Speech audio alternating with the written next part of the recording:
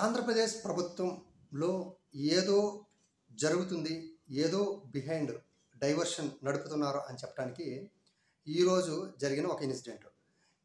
ఏదైతే గత నెల 18 రెంటపాలెంకి జగన్మోహన్ రెడ్డి గారు వెళ్ళిన పర్యటనలో జన సమూహాన్ని, జనాల్ని గుమిగూడింది విడతల రజని,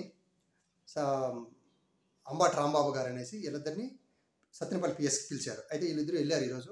వెళితే అక్కడ చూడండి వాళ్ళు ఏమని మాట్లాడారంటే చంద్రబాబు నాయుడు గారు కూడా ఆయన ర్యాలీ కానీ మీటింగ్ కానీ జనసమూహం చేసుకున్నారు. అప్పటికెప్పుడు మేము కేసులు పెట్టలేదు.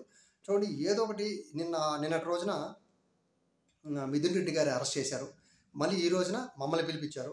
ఏదో సంథింగ్ జరుగుతుందని మన ఒక అవగాహన రావాలి. అయితే ఇక్కడ సత్తెనపల్లి శాసనసభ్యులుగా గెలిచి ఒకరు పెత్తనం చేస్తున్నారు. మరొకరు డిఎన్ఆర్ అనే వ్యక్తి సత్తెనపల్లిలో పెత్తనం ఇలా చేస్తూ రాజ్యాంగ వ్యక్తిగా వ్యవహరిస్తున్నారు. ఏపీలో కొనసాగుతున్న మిలిటరీ పాలన, చంద్రబాబు లోకేష్ బుద్ధి చెప్పి తీరుతామని ఆమె మీడియా పాయింట్ ముందు చెప్పారు.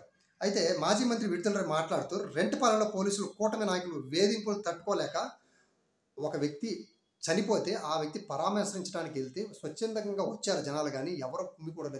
జగన్మోహన్ రెడ్డి గారికి స్టార్టింగ్ నుంచి కూడా సరే ఎవరు జనాలను తీసుకొచ్చి గుమ్మి కూర్చొని అవసరం లేదు, స్వచ్ఛందంగానే వస్తున్నారు, దానికి మా పైన కేసులు పెట్టి వేధిస్తున్నారు అనేసి ఆమె మీడియా పాయింట్ మీద విడుదల రజనీ గారు చెప్పడం చూశాను.